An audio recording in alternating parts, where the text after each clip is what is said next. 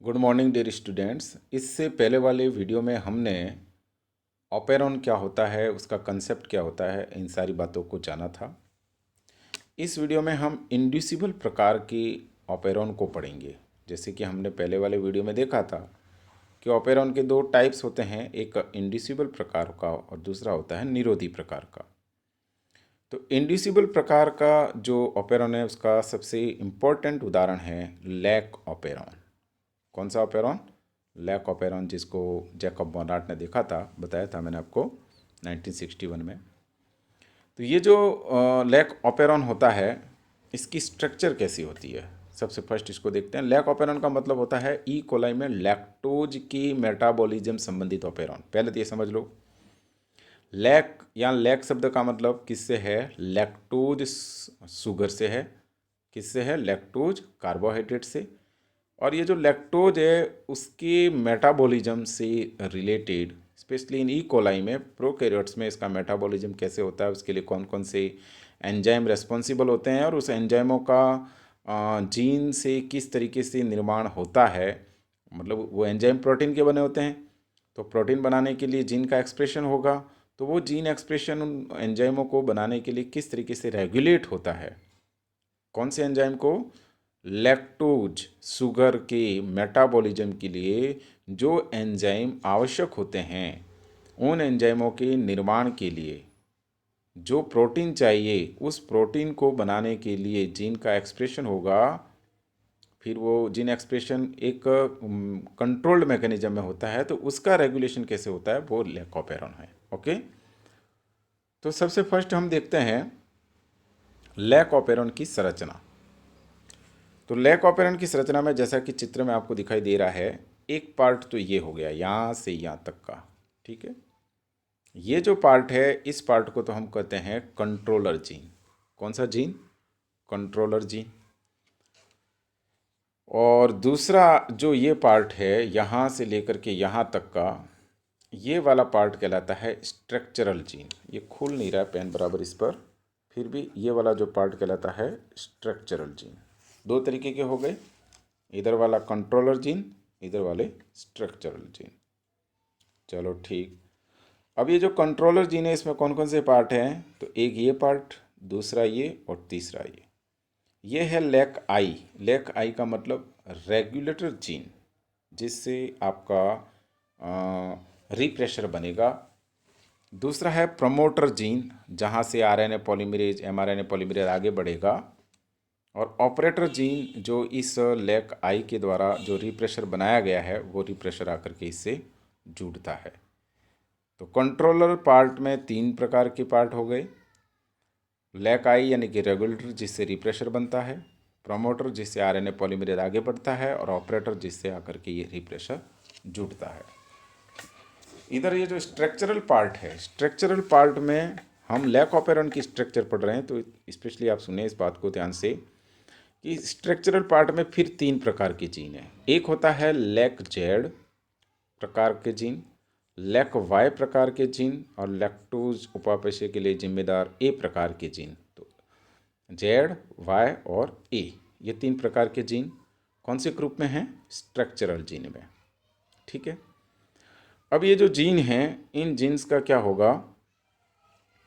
अगर पहले तो सुने कि आपकी, अगर ये रिप्रेशर यहाँ बनेगा, फर्स्ट इसको सुने, रिप्रेशर अगर यहाँ बनेगा तो वो ऑपरेटर से जुड़ेगा, और जब ऑपरेटर से जुड़ेगा तो ये आरएनए पॉलीमरेज जो प्रोमोटर से आगे इधर बढ़ना था, वो बढ़ नहीं पाएगा और इसका एक्सप्रेशन नहीं होगा। लेकिन अगर ये रिप्रेशर इससे नहीं जुड़ पाए, लैक्टोज की उपस्थिति में होता है, वो आगे हम समझेंगे, तो अगर इससे रिप्रेशर नहीं जुड़ पाए तो ऐसी स्थिति में इसका एक्सप्रेशन होगा, इसका ट्रांसक्रिप्शन होगा। कौन से वाले भाग का ट्रांसक्रिप्शन होगा? स्ट्रक्चरल जीन का। कब होगा? जब लैक्टोज उपस्थित हो तब। सारी कंडीशन आगे देखेंगे, फिलहाल हम संरचना देख रहे हैं। तो इसमें जो लैक जेड वाला पार्ट है, जब इसका एक्सप्रेशन होगा तो इससे बनेगा बीटा गैलेक्टोसाइडेज एंजाइम। इस वाले पार्ट से कौन सा एंजाइम बनेगा? Beta galactosidase enzyme. ये जो लैक आई वाला पार्ट है, इससे बनेगा परमिएज एंजाइम। इससे कौन सा एंजाइम बनेगा? परमिएज एंजाइम। और ये जो लैक ए वाला पार्ट है इसका, स्ट्रक्चरल जीन का, अगर उसका ट्रांसक्रिप्शन होगा तो इससे बनेगा beta galactosidase transacetylase enzyme, beta galactosidase transacetylase enzyme. तो इस तरीके से जो स्ट्रक्चरल पार्ट है उसमें 3 प्रकार के एंजाइम बनते हैं। उससे कितने प्रकार के एंजाइमों का निर्माण होगा आगे ट्रांसक्रिप्शन और ट्रांसलेशन के बाद में? 3। एक बीटा गैलेक्टोसाइडेज, एक परमीएज और तीसरा बीटा गैलेक्टोसाइडेज ट्रांस एसाइटिलेज। ठीक है, अब हम इस स्ट्रक्चरल पार्ट को ही देखते हैं। कंट्रोलर वालों को फिर बाद में और बताऊंगा कि जो स्ट्रक्चरल पार्ट है उसमें 3 प्रकार के जीन थे। तीनों प्रकार के जीन को बनने के लिए कॉमन एमआरएनए बनता है जो लैक्टोज उपापचय के लिए जिम्मेदार है। उसमें से जो जीन जेड है उससे क्या बनेगा? बीटा गैलेक्टोसाइडेज बनेगा। बीटा गैलेक्टोसाइडेज क्या काम करता है वो देखना है अब हमें, क्योंकि ये जो कुछ भी मैकेनिज्म हो रही है वो किसके लिए हो रही है? वो लैक्टोज के उपापचय के लिए हो रही है, उसके मेटाबॉलिज्म के लिए आवश्यक एंजाइमों के निर्माण के लिए हो रही है। तो बीटा गैलेक्टोसाइडेज जो एंजाइम होता है, ये एंजाइम डाइसैकेराइड जो लैक्टोज है, जो यहाँ जिसका मेटाबॉलिज्म होना है, उस लैक्टोज को 2 भागों में तोड़ने का काम करता है ग्लूकोज और गैलेक्टोज में। यानी ये सबसे मेन एंजाइम हो गया। लैक्टोज जो डाइसैकेराइड है और उसका जो उपापचय होगा तो उस उपापचय से, उसके टूटने से 2 प्रकार के मोनोसैकेराइड्स बनेगी, एक ग्लूकोज बनेगा और दूसरा गैलेक्टोज बनेगा। तो ये जो उनका ग्लूकोज और गैलेक्टोज में तोड़ने का जो काम है वो कौन कर रहा है? गैलेक्टोसाइडेज कर रहा है। और ये गैलेक्टोसाइडेज मेन एंजाइम है जो कि स्ट्रक्चरल जीन लैकोपेरॉन के स्ट्रक्चरल जीन पार्ट जेड से बनता है। ओके, इसके अलावा ये जो बीटा गैलेक्टोसाइडेज एंजाइम होता है वो छोटी सी अमाउंट में लैक्टोज को एलोलैक्टोज में कन्वर्ट करने का भी काम करता है। किसको किस में बदलेगा? लैक्टोज को एलोलैक्टोज में कन्वर्ट करने का काम करता है। तो ये 2 काम हो गए आपके बीटा गैलेक्टोसाइडेज के। पहला कार्य हो गया आपका लैक्टोज डाइसैकेराइड को ग्लूकोज और गैलेक्टोज मोनोसैकेराइड में कन्वर्ट करना। दूसरा काम हो गया लैक्टोज जो डाइसैकेराइड है उसको एलोलैक्टोज आइसोमर्स के फॉर्म में कन्वर्ट करना। नाउ सेकेंड एंजाइम जो कि इस स्ट्रक्चरल जीन के वाई पार्ट से बनता है जिसे परमीज एंजाइम कहते हैं। और ये परमीज एंजाइम ई कोलाई को, जो कि ये सारा जो कुछ भी उपापचय लैक्टोज का हो रहा है वो तो ई कोलाई में हो रहा है ना, तो इस ई कोलाई को माध्यम से लैक्टोज के अवशोषण के लिए पारगम्यता बढ़ाता है ताकि ज़्यादा से ज़्यादा लैक्टोज एब्जॉर्ब हो सके उसकी बॉडी में। परमिएबिलिटी बढ़ाता है। किसकी परमिएबिलिटी बढ़ाता है? ई कोलाई की सेल की। ओके, थर्ड जो कि स्ट्रक्चरल जीन का थर्ड पार्ट है जिसे ए जीन बोलते हैं, उससे बनता है बीटा गैलेक्टोसाइड ट्रांस एसाइटिलेज एंजाइम। इसके कार्य के बारे में अभी तक कोई विशिष्ट जानकारी नहीं है। ठीक है, तो इस तरीके से ये 3 जीन हो गए, 3 प्रकार के एंजाइम हो गए। और ये तीनों एंजाइम एक ही पॉलीसिस्टोनिक एमआरएनए से बनते हैं। यानी वह जब ट्रांसक्रिप्शन होगा ना इस जीन का, तीनों जीनों का, तो उससे एक ही पॉलीसिस्टोनिक एमआरएनए बनेगा और फिर उससे ये 3 एंजाइम बनेंगे।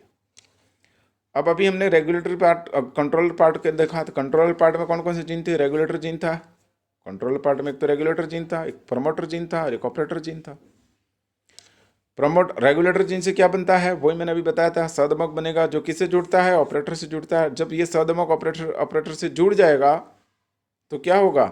जब सदमक ऑपरेटर से जुड़ जाएगा तो आगे एमआरएनए पॉलीमरेज नहीं चल पाएगा और इस स्ट्रक्चरल जीन का जो ट्रांसक्रिप्शन होना है वो रुक जाएगा।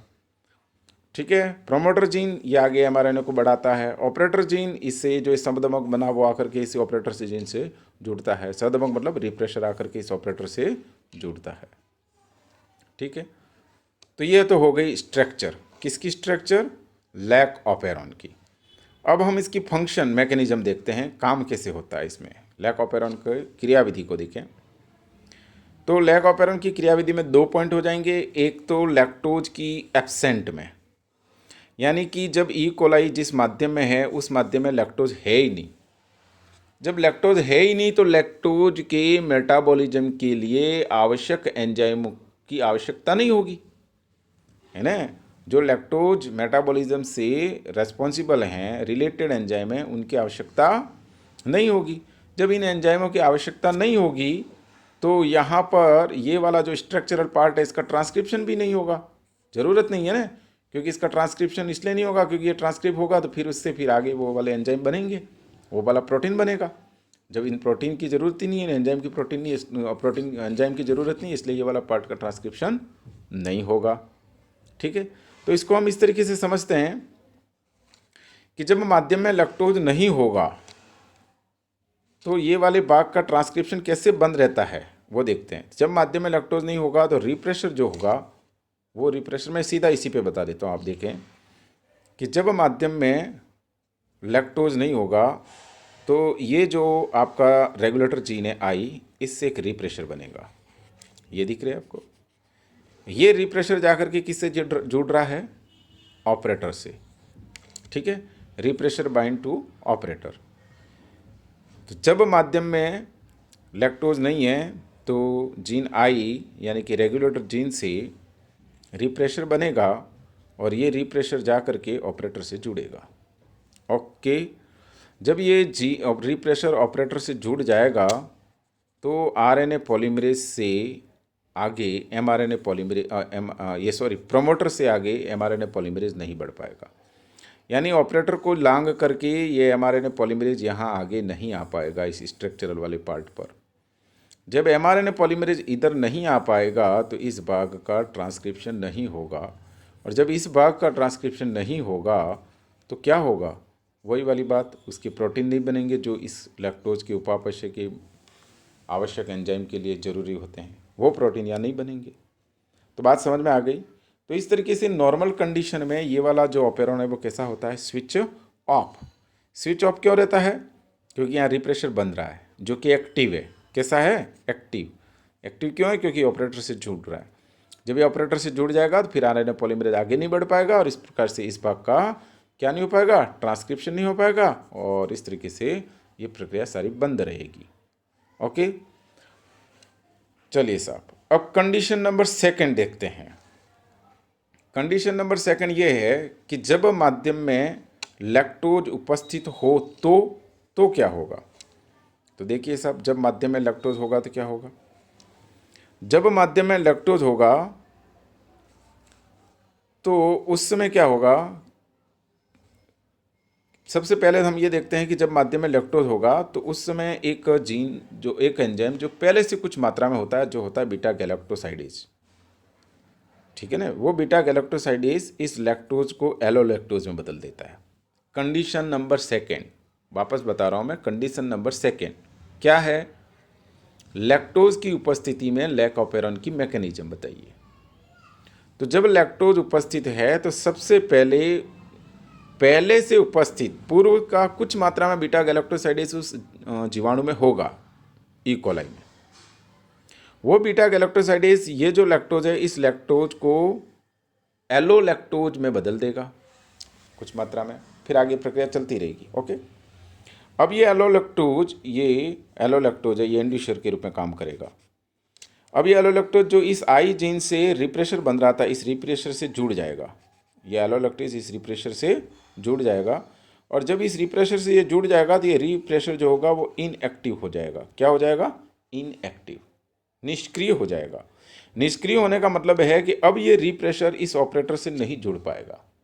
मैं वापस बता रहा हूँ इस चीज़ को एक बार और, चलिए सुनिए।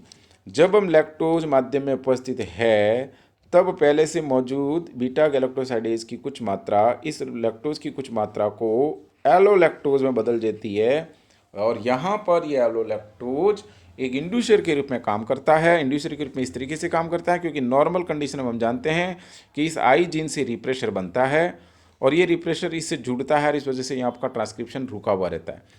लेकिन यहाँ जैसे एलोलैक्टोज बन जाएगा तो ये इस रिप्रेशर के साथ जुड़ जाएगा एलोलैक्टोज, और जैसे ही एलोलैक्टोज इस रिप्रेशर के साथ जुड़ जाएगा तो इस रिप्रेशर की, इस शदमक की जो कॉन्फर्मेशन होती है, जो इसकी स्ट्रक्चर होती है वो बदल जाएगी। 3D स्ट्रक्चर चेंज हो जाएगी, इसकी कॉन्फर्मेशन चेंज हो जाएगी।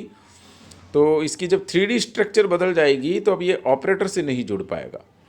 किससे नहीं जुड़ पाएगा? ऑपरेटर से नहीं जुड़ पाएगा। जब ये ऑपरेटर से नहीं जुड़ पाएगा तो यहाँ पर जो आरएनए पॉलीमरेज था इस प्रमोटर पर, वो अब आगे की तरफ बढ़ेगा। किधर की तरफ बढ़ेगा? स्ट्रक्चरल जीन की तरफ। स्ट्रक्चरल जीन मतलब जेड की तरफ, वाई की तरफ, ए की तरफ बढ़ेगा। और जब ये इसकी तरफ बढ़ेगा तो फिर इसका ट्रांसक्रिप्शन होने लगेगा।